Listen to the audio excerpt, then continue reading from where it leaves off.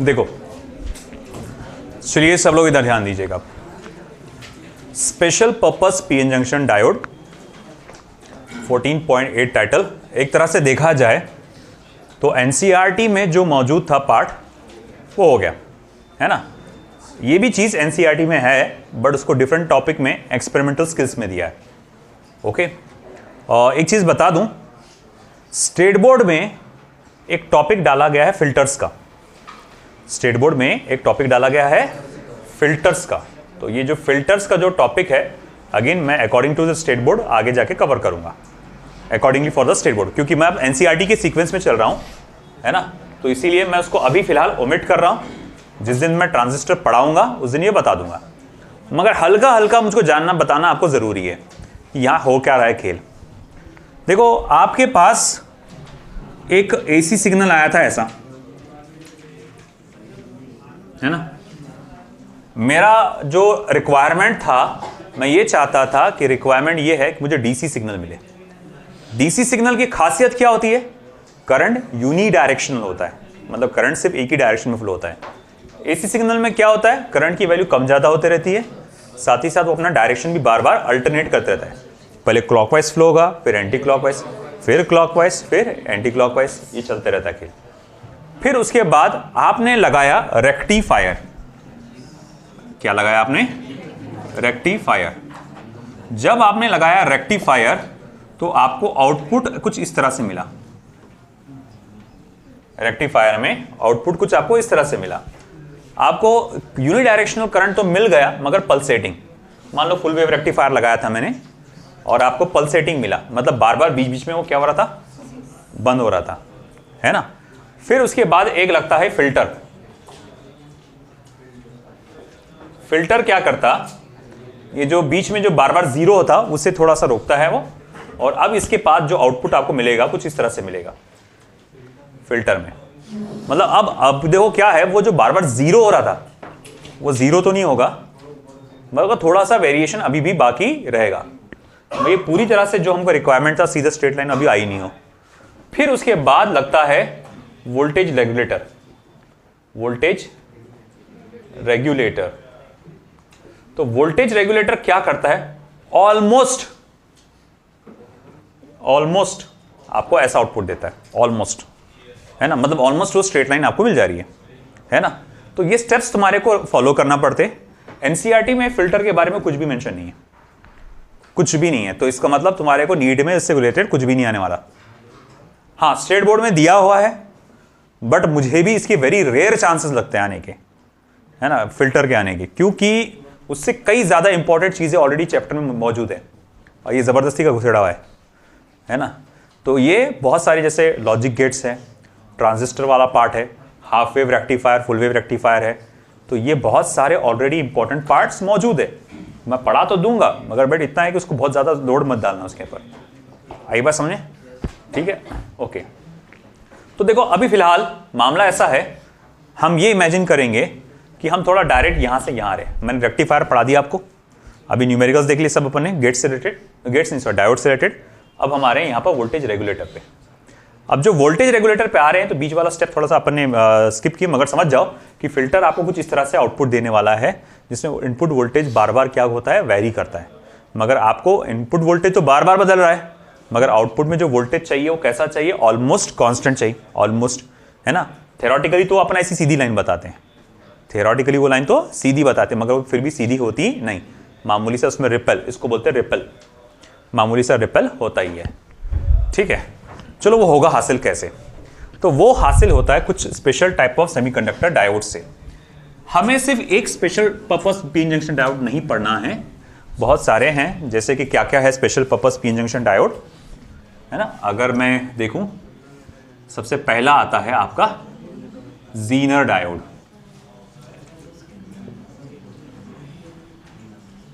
दूसरा आता है आपका फोटो डायोड, तीसरा आपका आता है सोलार सेल, और चौथा आपका आता है लाइट एमिटिंग डायोड। लिख देता हूं पूरा मैं, light emitting diode, light emitting diode. तो कुल मिला के ये 4 टाइप के आपके special purpose PN junction diode होते हैं, जिसमें से मुझे आज जो फोकस करना है, और अगर टाइम बचा तो शायद फोटो डायोड पे जाएंगे, है ना, मगर प्रोबेबली मुझे पॉसिबिलिटी कम लग रही है, पूरी खत्म तो नहीं मगर कम लग रही है। तो हमारा प्राइमरी फोकस जो आज के दिन है वो है आपके ज़ीनर डायोड पे। ज़ीनर डायोड, और फिर हमें उसका फंक्शन भी पढ़ना पड़ेगा, zener diode as a voltage regulator. I think शायद इसमें ये कॉन्सेप्ट, ये टॉपिक जो है शायद उड़ा हुआ है, नहीं शायद मैं एक बार कंफर्म कर लूंगा, क्योंकि जहां तक मुझे याद है पिछले साल शायद ये डिलीटेड था नहीं था क्या, वो डिलीटेड था या था, डिलीटेड नहीं था, हाँ, तो मैं एक बार कंफर्म कर लूंगा, मुझे थोड़ा सा कंफ्यूजन है इस चीज को लेकर। जो भी है हम पढ़ लेते हैं अभी। देखो ज़ीनर डायोड, ज़ीनर डायोड एक स्पेशली डिजाइंड सेमीकंडक्टिंग डायोड है जिसमें डोपिंग लेवल हाई होती है। डोपिंग लेवल हाई यानी इंप्योरिटी की जो लेवल है वो ज्यादा डालते हैं। इंप्योरिटी की लेवल ज्यादा डालने की वजह से होता क्या है, डिप्लीशन लेयर की जो थिकनेस है वो थोड़ी सी कम हो जाती है। डिप्लीशन लेयर की जो थिकनेस है वो क्या हो जाती है, कम हो जाती है। तो उसको तोड़ना पहले के मुकाबले आसान होता है। बोले इसको तोड़ के क्या फायदा, वो तो खत्म हो जाएगा, नहीं होगा, है ना। बोले क्यों नहीं खत्म होगा, देखो क्या होता है, पतली सी चीज और एक मोटी सी चीज, मैं आपसे बोलूंगा कोई पतली चीज में और मोटी चीज में फ्लेक्सिबल ज्यादा कौन सी चीज होगी, पतली सी चीज। तो एक पतली सी चीज को जब आप मोड़ेंगे और छोड़ देंगे तो उसको वापस अपना ओरिजिनल साइज शेप जो है रीगेन करने में आसानी जाएगी। मगर एक मोटी सी चीज को जब आप मोड़ देंगे तो है ना, तो उसके टूटने के चांसेस बहुत ज्यादा होंगे, और ऐसे टूटेगा वो कि भाई वापस से वो फिर वैसा एग्जैक्ट वैसा जुड़ नहीं पाएगा। तो ऐसा है कि जब भी कोई चीज पतली होती है तो उसमें फ्लेक्सिबिलिटी ज्यादा होती है। ऐसा हुआ था जब आपका ऑर्डिनरी पीएन जंक्शन डायोड को, याद होगा आपने रिवर्स बायस मोड में कनेक्ट किया था, है ना। जब आपने ऑर्डिनरी पीएन जंक्शन डायोड को रिवर्स बायस मोड में कनेक्ट किया था, ध्यान दीजिएगा बेटा बात पे, तो उसका डिप्लीशन लेयर आपको याद होगा काफी चौड़ा, काफी मोटा डिप्लीशन लेयर तैयार होगा, ये मोटा डिप्लीशन लेयर। फिर आप इनपुट वोल्टेज बढ़ा रहे और एक स्टेज आया है ना कि भैया लीकेज करंट भी बढ़ रहा था, ये ड्रिफ्ट करंट, फिर एक स्टेज आया कि पूरा कोलैप्स हो गया डिप्लीशन लेयर। ये जो होता है ना कोलैप्स, काफी ज्यादा हाई वोल्टेज पे होता है। हाई वोल्टेज मतलब हाई एनर्जी, हाई एनर्जी मतलब हाई हीट, हाई हीट यानी कि हाई टेम्परेचर। भैया ये जो depletion layer reverse bias mode में पिछली बार जो ऑर्डिनरी में जो पीएन जंक्शन डायोड में जो टूटा था, तो ये बहुत ज्यादा हाई एनर्जी के ऊपर टूटा था, जिसके कारण जब वो टूटा तो वापस दोबारा बनने लायक नहीं रहा। मगर हम क्या करेंगे कि यहां जब डिप्लीशन लेयर तोड़ेंगे तो एकदम कम वोल्टेज पे तोड़ देंगे। अब अगर एकदम कम वोल्टेज पे तोड़ेंगे तो उससे फायदा क्या रहेगा, है ना, कि वो इतनी हीट डेवलप नहीं करेगा, इतनी ज्यादा हीट जनरेट नहीं करेगा। और अगर इतनी ज्यादा हीट जनरेट नहीं करेगा, इसका मतलब क्या, ये वापस रिकंस्ट्रक्ट होने के काबिल होगा। तो ये खास फर्क होता है कि मेन क्या किया जाता है कि यहां पर ज़ीनर डायोड को ऐसा डिजाइन किया जाता है कि उसमें डोपिंग लेवल इंक्रीज की जाती है, जिसकी वजह से विड्थ ऑफ डिप्लीशन लेयर क्या हो जाती है, छोटी हो जाती है, जिसको पहले के मुकाबले कोलैप्स करना आसान होता है और वो पहले के मुकाबले इजीली रीगेन कर लेती है अपने स्ट्रक्चर को। ये होता है ज़ीनर डायोड। तो मैं इसको डेफिनेशन इस तरह से लिखूंगा, a specially designed semiconductor diode, a specially designed semiconductor diode, a specially designed semiconductor diode in which has high doping, which has high doping as a result of which width of depletion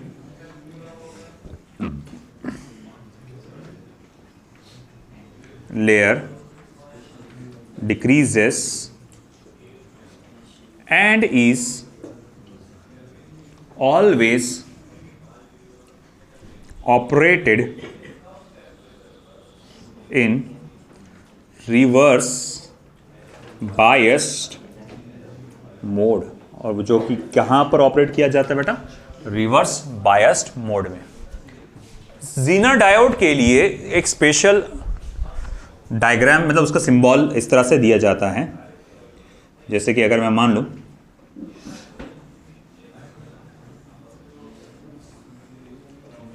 ये थोड़ा S जैसा आएगा,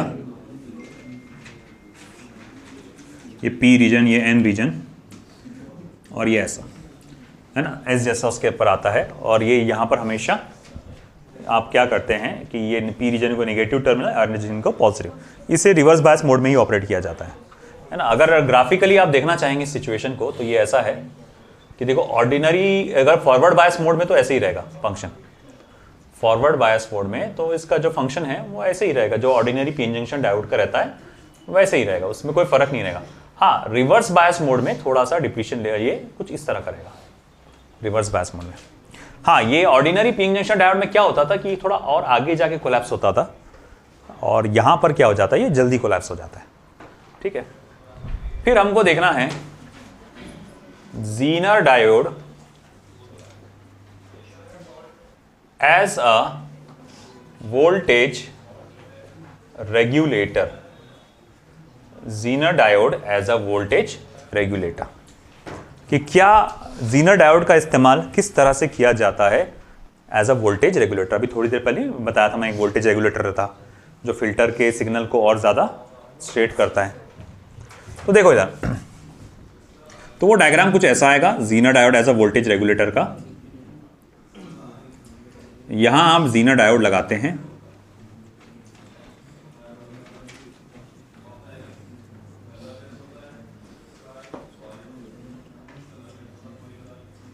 तो देखो ये रहा ज़ीनर diode. एक यहां पर इनपुट रेजिस्टेंस होता है, तो रेजिस्टेंस है वे डायोड बनाते बनाते इनपुट रेजिस्टेंस होगा आर, यहां पर एक output load resistance R L, और ये आपका नेगेटिव टर्मिनल और ये पॉजिटिव टर्मिनल यहां जोड़ा जाता है, और यहां से निकाला जाता है आपका आउटपुट वोल्टेज। इसी सर्किट का डिजाइन, बिल्कुल यही सर्किट का डिजाइन ऐसा भी होता है, यही सर्किट होता है, कुछ अलग नहीं होता है, बस उसको डिजाइन करने का थोड़ा सा तरीका अलग हो जाता है। कई लोग समझते हैं कि शायद ये अलग सर्किट है, नहीं भैया ये सेम सर्किट है, बस इसमें वायर को सीधा वर्टिकल पोजीशन में रखा दिया है।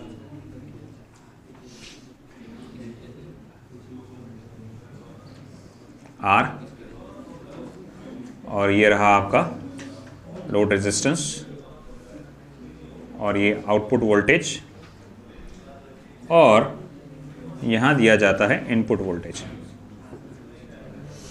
ओह सॉरी, अरे फिर से वही गलती, पी रीजन को, अरे यहां गलती किया हमने, ये सही था, पी रीजन को नेगेटिव, एन रीजन को पॉजिटिव। तो यही सर्किट इस तरह से भी डिजाइन किया जाता है, कोई खास फर्क, मतलब सेम ही है सर्किट, बस ये जो वायर ऐसा सीधा था, ये जो वायर ऐसा था उसको तुमने ऐसा कर डाले, बाकी कुछ नहीं हो। तो ये दोनों एक ही सर्किट है। देखो यहां से करंट आएगा, फॉर एग्जांपल दो हिस्सों में बटेगा, ये करंट आए जो लोड रेजिस्टेंस से जाने वाला है IL, और ये वो करंट जो कि IZ ज़ीनर डायोड से जाने वाला है। तो बाय KCL मैं कह सकता हूं, बाय किरचॉफ्स करंट लॉ मैं ये कह सकता हूं कि I equals to IZ plus IL।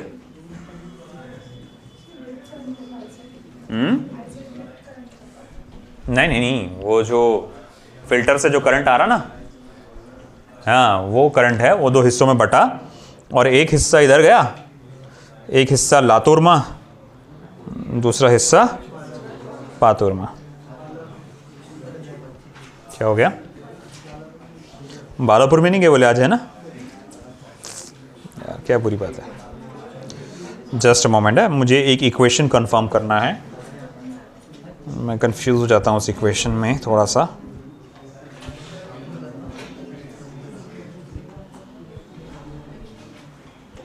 ठीक है।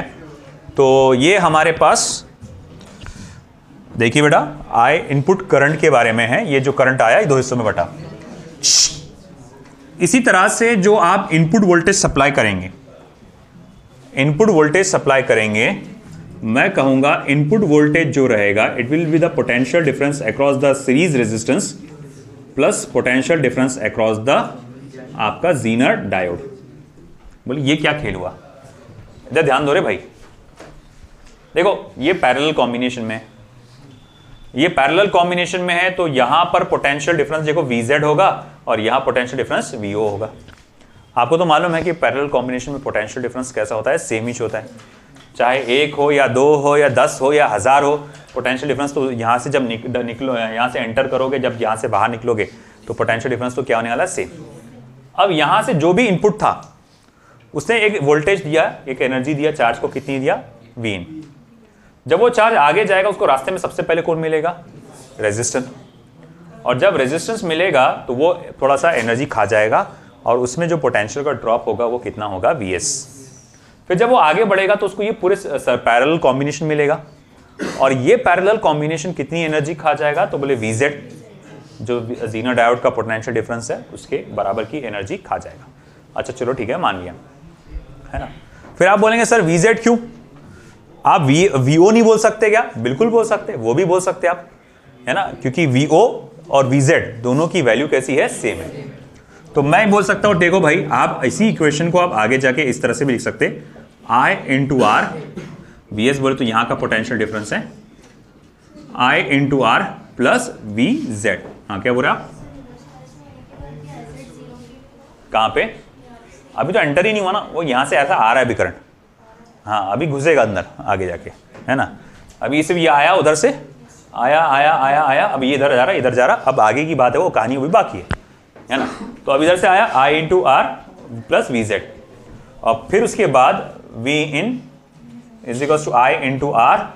आप इसको VO भी बोल सकते हैं क्योंकि VZ जो है VO के बराबर होता है, ठीक है। और जैसे अभी अभी अपने ऊपर देखा कि IZ प्लस IL, I की जो है IZ प्लस IL के बराबर है, तो मैं इसको ऐसा भी बोल सकता हूं, input voltage is equal to IZ plus IL into R plus VO, ठीक है। तो ये सीन है हमारा इस चीज का। ये तो सब इक्वेशंस थे, ओके। अब आगे देखो बेटा, फर्दर देखो क्या सीन होने वाला है यहाँ पे। अब ऐसा है, हम ये देख रहे हैं कि हमें जो इनपुट मिल रहा है, ये जो इनपुट वोल्टेज मिल रहा है वो इस तरह से, जिसकी वैल्यू बढ़ रही है, कम हो रही है, बढ़ रही है, कम हो रही है, बढ़ रही है, कम हो रही है ना। आप ये इसके आउटपुट के हिसाब से समझ सकते हैं। हम बोलेंगे यार ये इतने सारे वैल्यूज बढ़ रहे, कम हो रहे, हमको तो सिर्फ एक वैल्यू चाहिए ना, एक कांस्टेंट वैल्यू चाहिए। तो वो होगा कैसे, कैसे होगा, ये वोल्टेज को कम कैसे करेगा, ये जो बार बार फ्लक्चुएशन आ रहा है वोल्टेज के अंदर वो कम कैसे करेगा। तो देखो सिंपल सी बात होती क्या है। अब ऐसा है, मान लो कि ये जो वैल्यू है 3 वोल्ट से बढ़कर, मान लो कुछ मिनिमम इसकी वैल्यू 3 वोल्ट है और मैक्सिमम वैल्यू क्या है उसकी, 5 वोल्ट है। मिनिमम वैल्यू कितनी है, 3 वोल्ट। देखो ये कम से कम 3 वोल्ट तक नीचे रह रहा, फिर ऊपर जा रहा 5 वोल्ट तक, फिर वापस 3 पे आ जा रहा, फिर ऊपर जा रहा 5 तक, फिर वापस 3 पे आ जा रहा, है ना। अपन क्या चाह रहे यार, कोई एक वैल्यू बता, है ना। छन्नी छानते अपन, जैसा छन्नी से सामान छानते, है ना। आपने देखा हो खेतों में जब धान निकलती, धान मतलब गेहूँ ये वो, पहले क्या होता है कि पहले मोटा मोटा कचरा छाना जाता है, बड़े बड़े पत्थर, मिट्टी विट्टी सब, है ना। फिर उसके बाद दूसरा लेवल आता है, वो थोड़े छोटे छोटे पत्थरों को छानता है, फिर चौथा पांचवा ये सब करते घरों में पहुंचता। घर में पहुंचने के बावजूद भी औरतें चावल गेहूँ चुनना पड़ता ही, चावल चुनना ही पड़ता, क्यों, उसमें कचरा रहता ही। तो तुम कितना भी अल्ट्रा फाइन समझ के चलो, उसमें थोड़ा बहुत तो बाकी रह गई। तो वही सेम यहाँ पर है, तुम कितना भी फिल्टर करो, तुम कितनी भी सीधी लाइन लाने की कोशिश करो, वो एकदम सीधी आने वाली नहीं। वो थ्योरी में ठीक है बोलने के लिए, हाँ सीधी लाइन आ गई, डीसी करंट है, देखो भाई एकदम करंट वैल्यू बदल नहीं रहा, वोल्टेज कांस्टेंट है, मगर हल्का फुल्का रहता ही। वो हल्का फुल्का कैसा आता देखो, है ना। ऐसा है कि ये 3 से कहां तक जा रहा, 5 तक जा रहा। अब मैं क्या करूंगा, यहां पर एक जीनर डायोड लगाऊंगा। ये जीनर डायोड ऐसा डायोड लगाऊंगा मैं जिसका ब्रेकडाउन वोल्टेज जो है, जो इधर ध्यान दो रे, जिसका ब्रेकडाउन वोल्टेज जो है तो इधर है 4 वोल्ट के बराबर है। इसका ब्रेकडाउन वोल्टेज कितना है बेटा, 4 वोल्ट। मतलब ये 4 वोल्ट पे इसका क्या हो जाएगा, ब्रेकडाउन हो जाएगा, है ना। ब्रेकडाउन मतलब ये देखो ये वाला सीन, ये डिप्लीशन लेयर क्या हो जाता, कोलैप्स हो जाता। बट टेंशन वाली बात नहीं, वो वापस बन भी जाएगा, है ना, फ्लेक्सिबल है, वो वापस बन भी जाएगा। तो अब होता क्या, पहले मान लो इनपुट वोल्टेज वी इन 3 वोल्ट है। इनपुट वोल्टेज क्या है, वी इन 3 वोल्ट है। अब धीरे धीरे धीरे धीरे ये वोल्टेज, जो इनपुट वोल्टेज बढ़ रहा, और इनपुट वोल्टेज बढ़ने के वजह से 3 से वो धीरे धीरे कहां जा रहा, स्लो मोशन में देखो सर्किट को, पूरा स्लो मोशन में देखो, 3 से वो कहां जा रहा, 4 पे। तो 3 से वो 4 तक जा रहा धीरे धीरे, 3.1 वोल्ट, 3.2 वोल्ट, जिसके वजह से इनपुट वोल्टेज बढ़ने के वजह से क्या बढ़ेगा, इनपुट करंट आई बढ़ेगा।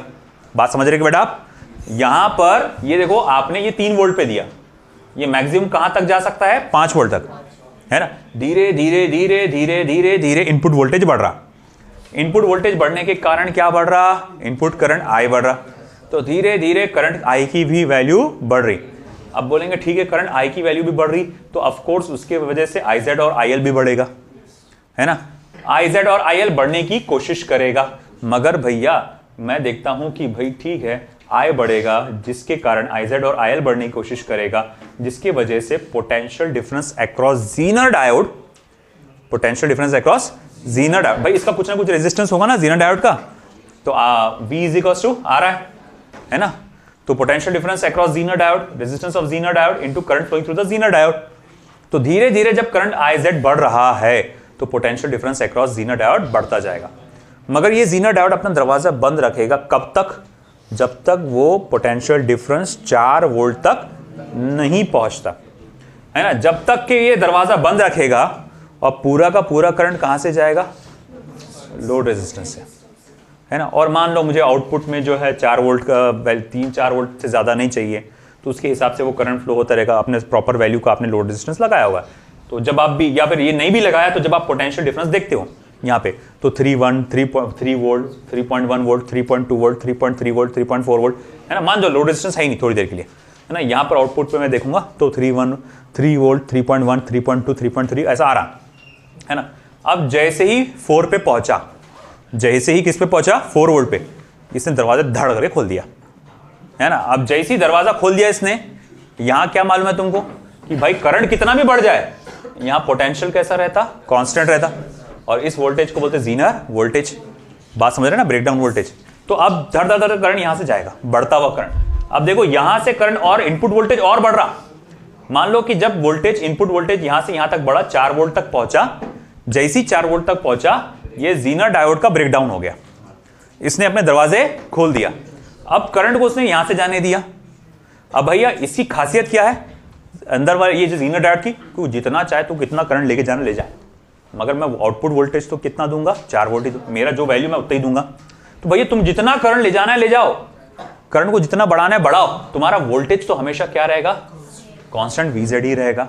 समझ रहा क्या, है ना, या समझ रहा है ना। अब इसमें कितना भी करंट तुम लेके जाओ, अरे कितना भी लेके जाओ तुम भैया, आउटपुट वोल्टेज तो भैया 4 ही वोल्ट रहने वाला है, 4 वोल्ट से बढ़ने वाला नहीं है ना। हालांकि इनपुट वोल्टेज बढ़ रहा, और बढ़ते गया, इसके कहां कह रहे हो, हाँ ये, इसके आगे और बढ़ गया, बढ़ गया, बढ़ गया, बढ़ गया, 5 वोल्ट तक चला गया।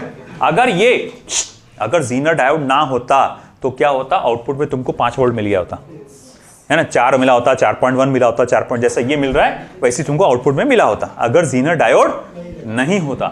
मगर ज़ीनर डायोड ने क्या किया, उसको 4 से आगे बढ़ने ही नहीं दिया।